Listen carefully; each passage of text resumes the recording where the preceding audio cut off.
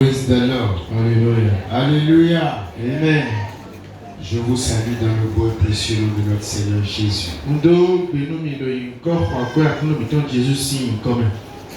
Je bénis le Seigneur qui nous a fait grâce de se tenir encore dans sa maison. Et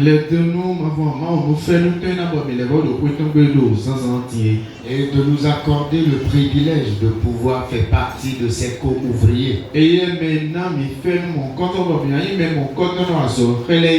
Gloire et honneur à son Seigneur. Il a fait grâce à ce que je sois le canal qu'il va utiliser pour parler à son peuple ce matin. Et le thème de mon message ce matin s'intitule La contrainte du temps. La contrainte du temps. Ce que chacun de nous doit garder dans ce thème est que chaque instant de notre vie doit être en accord avec la volonté de Dieu.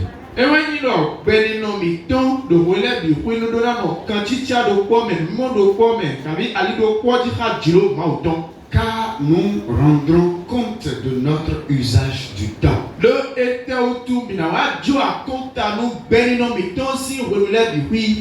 temps que tu vas passer sous ce soleil,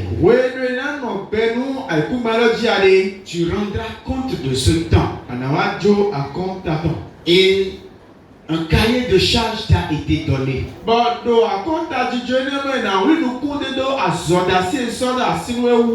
Et on va voir ce que tu as pu faire dans ce cahier de charge.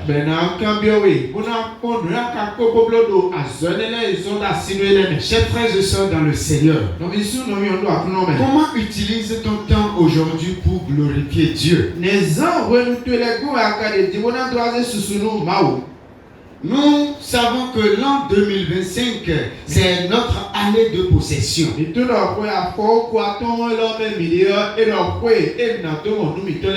l'année où le Seigneur nous a dit que tout lion foulera la plante de nos pieds, qu'il va nous le donner en possession.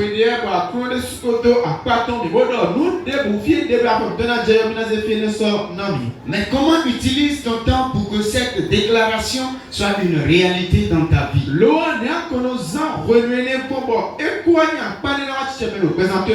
La manière dont tu utilises ton temps, la manière dont tu as planifié ton temps, c'est cela qui va déterminer à la fin de l'année si tu es vraiment entré en possession de ce que le Seigneur t'a réservé.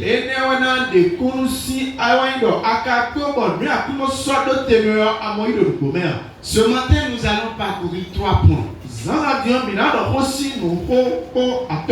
Le premier point, c'est le temps appartient à Dieu. Le second point, l'urgence du salut et du service pour Dieu.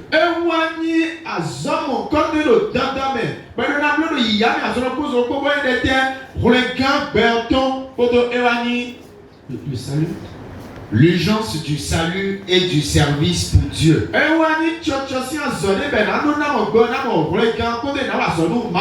Et le troisième, qui est le dernier point, la préparation pour l'éternité. Praise the Lord. Alléluia. Nous allons lire un premier verset dans Ecclésiaste 3, le verset 1er. Là, il est écrit: il y a un temps pour tout. Un temps pour toutes choses sous les cieux. Dieu a établi des saisons pour chaque période.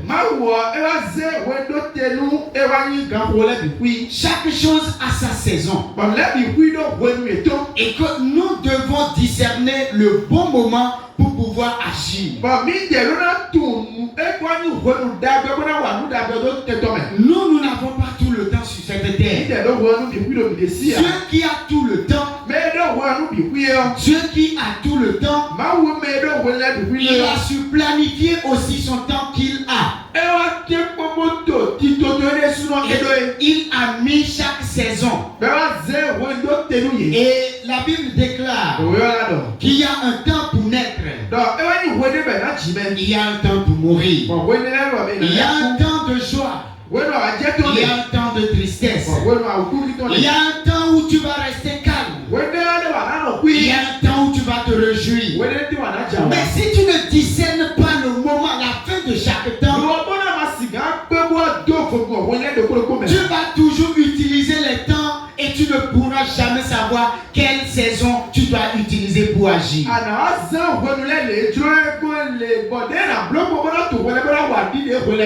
y a le temps de semer. Il y a le temps de moissonner. Mais si toi tu ne sais pas quand il faut semer et que le temps de la semence passe, tu ne pourras pas moissonner. On prie aujourd'hui. On dit que nous sommes dans notre année de possession. Mais ce qu'il faut faire pour entrer en possession, la saison où tu dois te lever pour pouvoir entrer en possession. Si tu ne te lèves pas en ce moment, pendant que les autres vont crier leur cri de jubilé, toi tu ne pourras pas crier. Parce que tu n'as pas su compter le temps. Parce que tu ne sais pas quand la saison a fini, quand il faut recommencer une autre nouvelle saison. Quand vous voyez dans Deutéronome 34 le verset 8,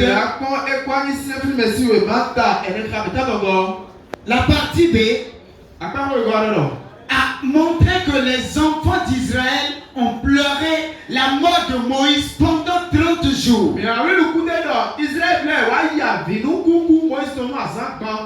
la partie B nous dit, ils sont arrivés à la fin de leur pleurs.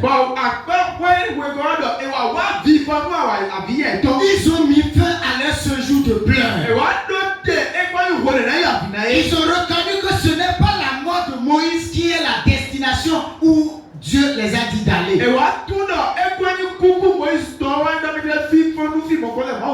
Ils ont su que la saison des pleurs pour le deuil de Moïse est passée. Et ils doivent maintenant prendre le départ pour continuer la marche pour la terre promise. Chers frères et sœurs, savoir discerner la fin de chaque temps pour pouvoir passer à une autre chose. Les enfants d'Israël ont su discerner le temps. Ils ont compris que c'est fini la saison des deuils. Et il va falloir se lever maintenant pour marcher, pour traverser le Jourdain, pour atteindre la terre promise. Mon frère, ma soeur, quelle est cette saison que tu as gardée et tu es toujours dans la même saison?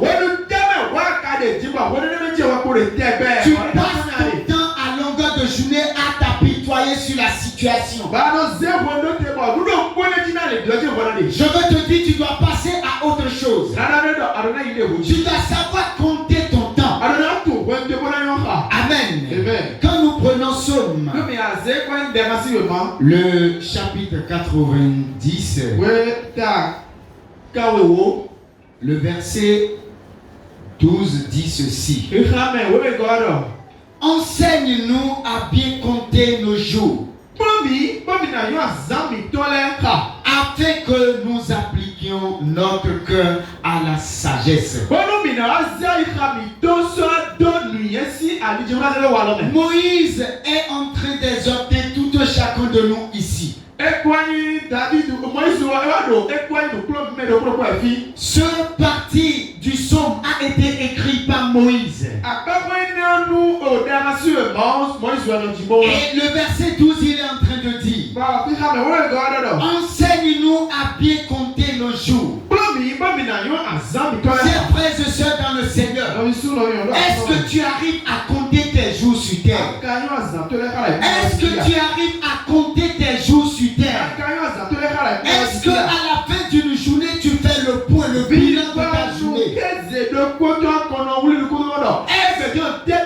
Est-ce que à la fin de mois, est-ce que tu arrives à faire le bilan de ce mois?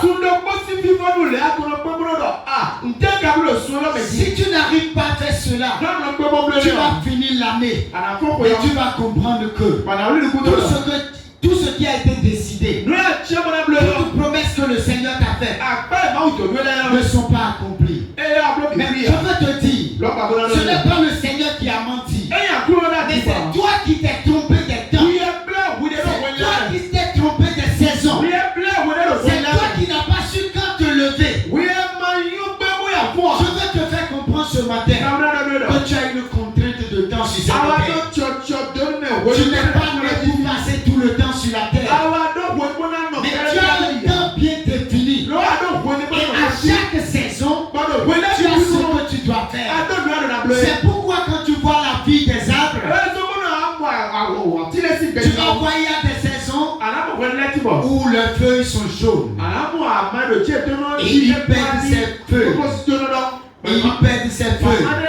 Et quand l'autre saison reprenne, tu vas voir qu'ils ont des feuillages verdoyants. Et quand ces feuillages viennent, il faut espérer que la fleur va venir. Et quand la saison de la fleur passe, tu vas voir le fruit. Et quand le fruit vient à maturité, tu vas voir que la saison des récoltes va venir.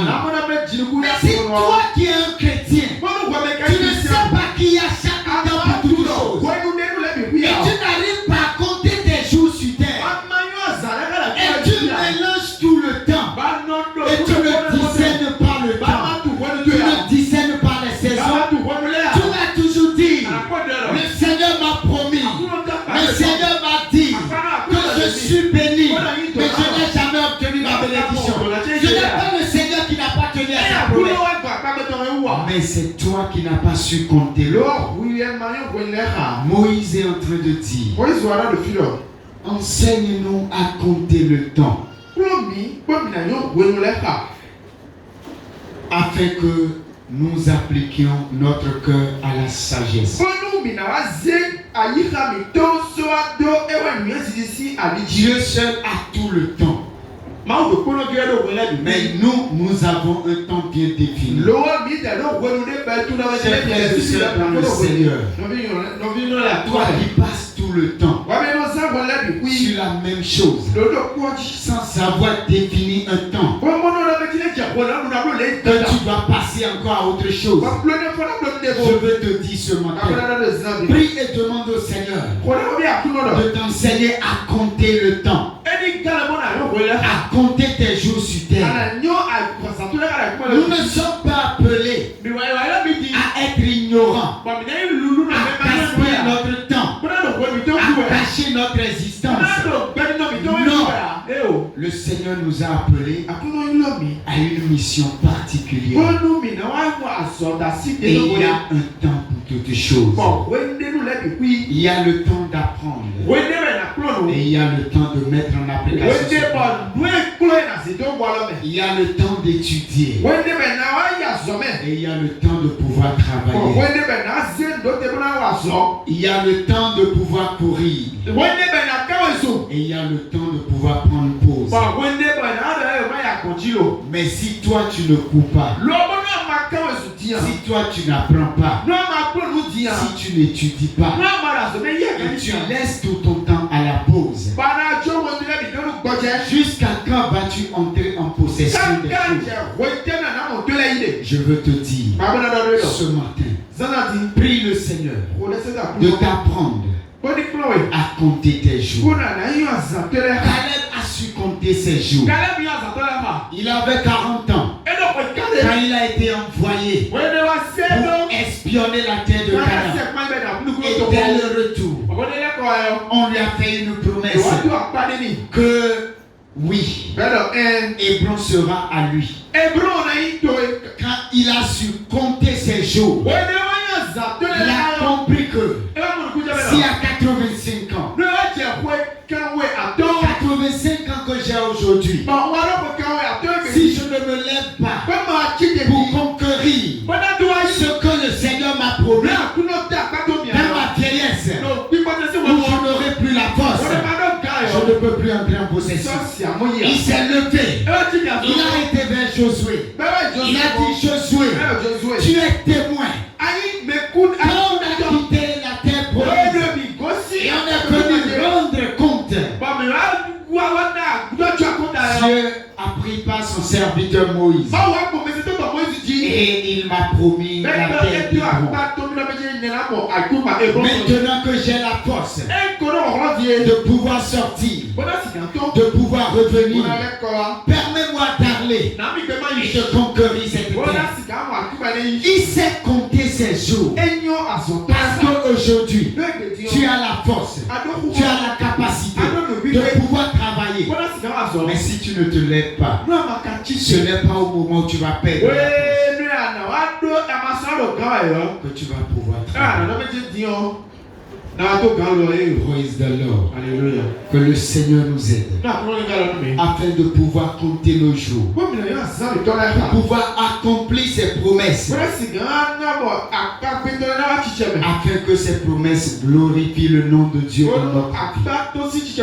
Le second point, l'urgence du salut et du service pour Dieu. Quand nous voyons dans Éphésiens 5 le verset 15 à 16,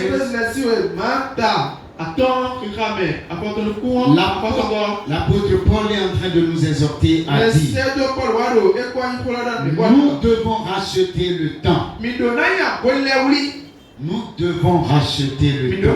Le temps que tu as perdu jusque-là. Lève-toi et rachète ce temps. Les jours qui sont devant toi sont mauvais. Lève-toi et rachète le temps. Fais un bilan de tes jours. Vois comment les as-tu utilisés pour glorifier Dieu. Ce n'est pas combien de temps tu as passé pour louer Dieu, mais combien de temps tu as pu planifier pour pouvoir faire quelque chose qui glorifie le nom de Dieu dans ta vie, pour pouvoir agir afin que le monde glorifie le Seigneur dans ta vie.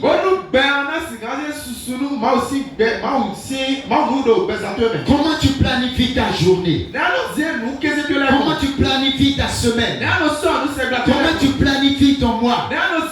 Comment tu arrives à planifier toute une année pour obtenir des résultats qui doivent glorifier le nom de l'Éternel?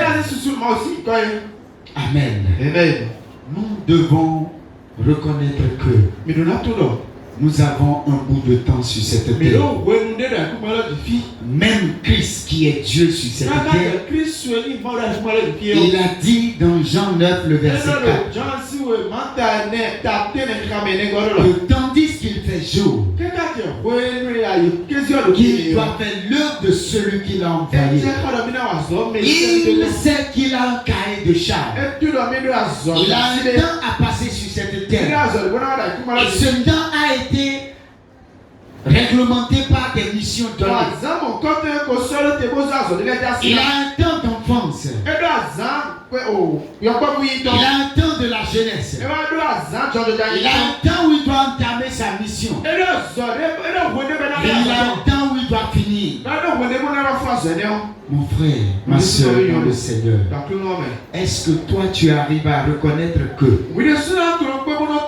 ton existence sur terre n'est pas un hasard?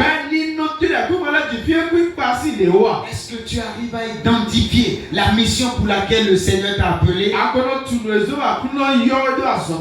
Si Jésus qui est Dieu sait qu'il a un temps à passer et il doit faire l'œuvre qu'il faut pendant qu'il fait jour,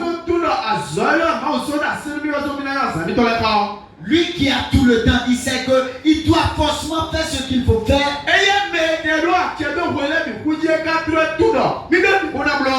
Qu'en est-il de toi qui n'as pas tout le temps?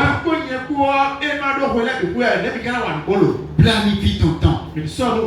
Chers frères dans le Seigneur, tu as vraiment une contrainte de temps. Et ta façon de planifier ton temps Amène le succès dans tes entreprises. Et ce succès dans tes entreprises permet à ce que ta famille, ton entourage, l'église en profite aussi. Mais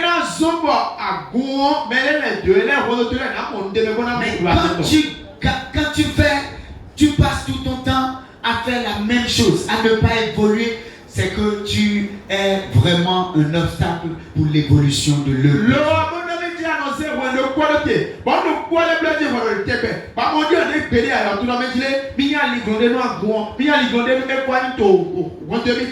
Pendant que tu dois te lever pour aller évangéliser ou pour prier pour quelqu'un, tu ne le fais pas.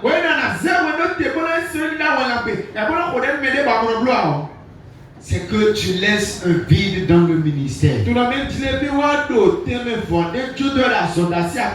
Le salut que nous avons reçu de notre Seigneur, ce n'est pas pour aller l'emmagasiner quelque part, mais c'est travailler de jour en jour pour que nous puissions arriver à la perfection. Afin que notre vie sur terre porte de fruits pour la gloire de Dieu. Donc avant que notre vie ne porte de fruits, il va falloir que on planifie notre séjour sur cette terre. Nous avons un bout de temps sur cette terre. Nous n'avons pas tout le temps.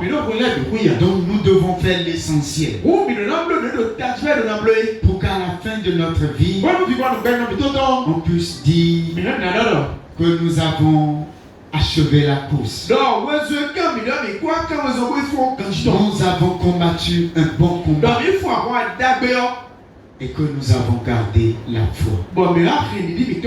Afin que la couronne de justice qui est réservée pour ceux qui ont pu achever le cahier de charge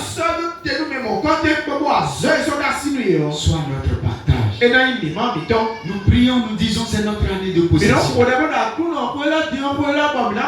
Mais depuis janvier jusqu'à maintenant, où nous sommes en train de finir le second mois, est-ce que tu es arrivé à faire un bilan? Qu'est-ce que tu as pu réaliser? Qu'est-ce que tu as réalisé personnellement pour toi? Et qu'est-ce qui a rendu gloire dans ce que tu as réalisé? Non, j'ai pu réaliser telle chose. Quelle est la gloire que l'Éternel Dieu a reçue dans tes réalisations? Parce que Dieu n'a pas dit que c'est une année de possession pour ta gloire, mais pour sa gloire.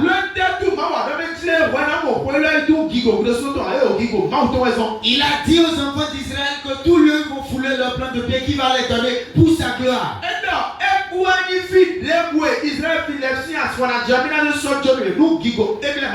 Est-ce que tu as pu réaliser ce que tu as fait au bout de 7 ans que tu as passé dans l'année 2025 déjà? Si ce n'est pas le cas, à partir de ce matin, planifie ta journée. Planifie ton mois. Planifie l'année. Pour qu'à la fin de l'année, tu aies de témoignages pour pouvoir dire avec le Seigneur, j'ai fait des exploits et je suis entré en possession de ce que le Seigneur m'a prouvé. C'est ça un bilan. C'est ça ce que tu dois faire à la fin de l'année. Plusieurs d'entre nous fêtent leurs anniversaires, mais ils se réjouissent vraiment. Mais ils ne font pas le point de leur jour.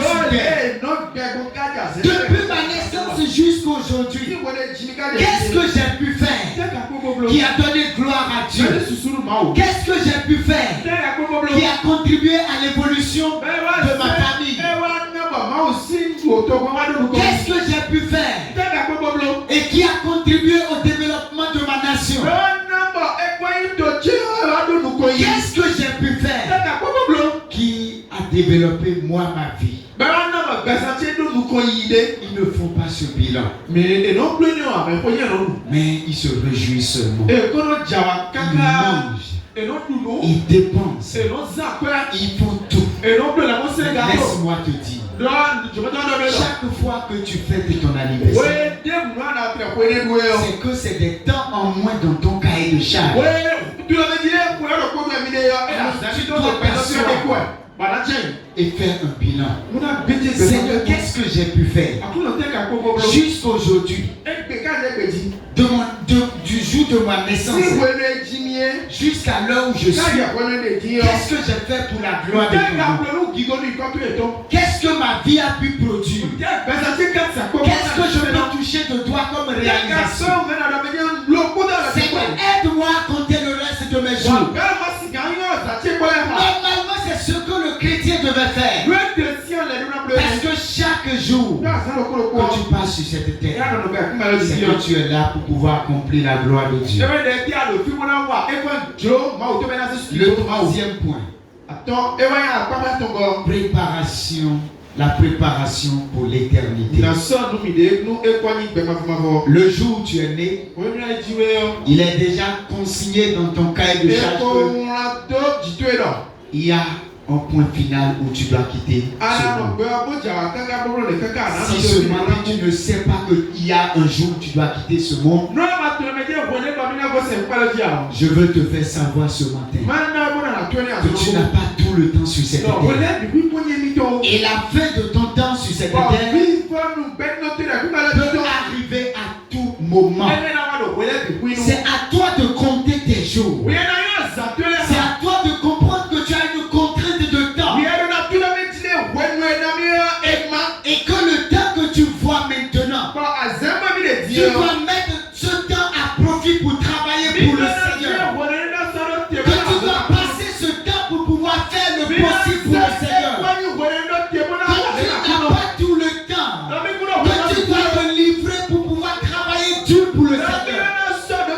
Parce que le Seigneur Jésus a dit, la nuit vient. La nuit vient où personne ne peut travailler. Il parle de la fin de ton temps sur cette terre. Il ne parle pas de la nuit que nous connaissons. Il y a le jour, il y a la nuit, il y a la saison pluvieuse, il y a la saison sèche, il y a la saison de la montagne, et on a la saison de la chaleur. Mon frère, ne passe pas tout ton temps à voir que c'est le temps où tu dois tout faire. C'est le temps où je peux me laisser. Il y a encore le temps. Il y a encore le temps. Il faut préparer ton retour. Parce que sur cette terre, tu es un étranger. La maison dans laquelle tu te trouves, le terrain que tu as, la voiture que tu as, c'est pour ce monde. Et un jour, tu dois quitter ces choses pour retourner dans ton lieu de départ. Est-ce que tu l'as préparé? T'es-tu rappelé de ce lieu? Est-ce que chaque jour tu te rappelles de ton retour? Où tu passes tout ton temps à vivre le temps sur cette terre? Je veux te rappeler ce matin, le jour que tu as aujourd'hui, le temps que tu as aujourd'hui, prends ce temps et prépare l'éternité. Parce que sur cette terre, c'est un bout de temps. Mais là-bas, c'est l'éternité. C'est là-bas que tu vas passer toute ta vie. Tu as intérêt à prêter là-bas, à préparer là-bas. C'est pourquoi Christ est en train de nous exhorter. Dans Matthieu 24, le verset 44, qu'il va revenir comme un voleur. Personne ne sait ni l'heure ni le jour. Alors prépare-toi pour qu'en son temps, tu sois compté parmi les fidèles serviteurs. L'écrivain d'Hébreu est en train de nous dire, dans Hébreu 9, le verset 27, chaque instant de notre vie nous devons l'accorder à la volonté de Dieu. Nous devons tout faire pour que cela accorde avec la volonté de Dieu. Parce que nous n'avons pas tout le temps sur cette terre. Mon frère, ma soeur, pour finir, je veux te dire, le temps est une ressource précieuse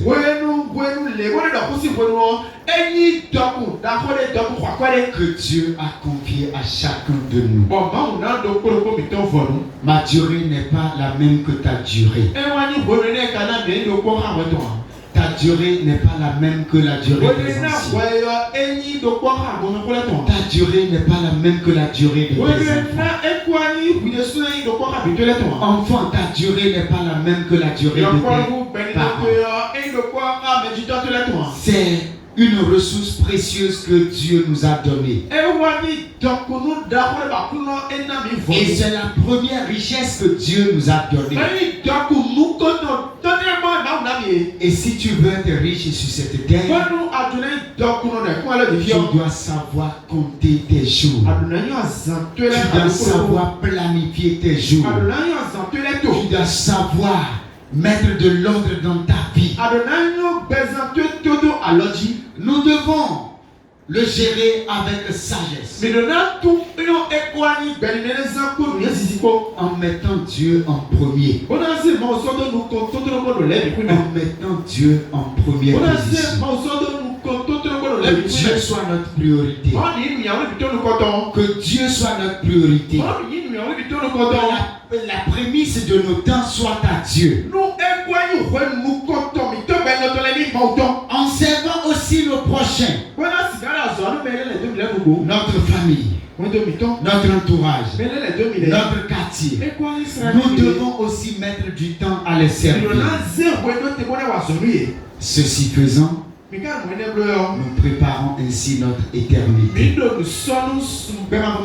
Il est essentiel de ne pas remettre à plus tard.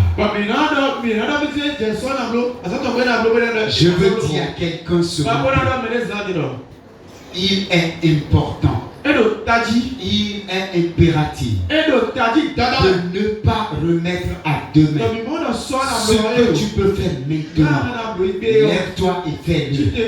Car demain, car des minutes à suivre ne t'appartiennent pas. Ça peut être la nuit.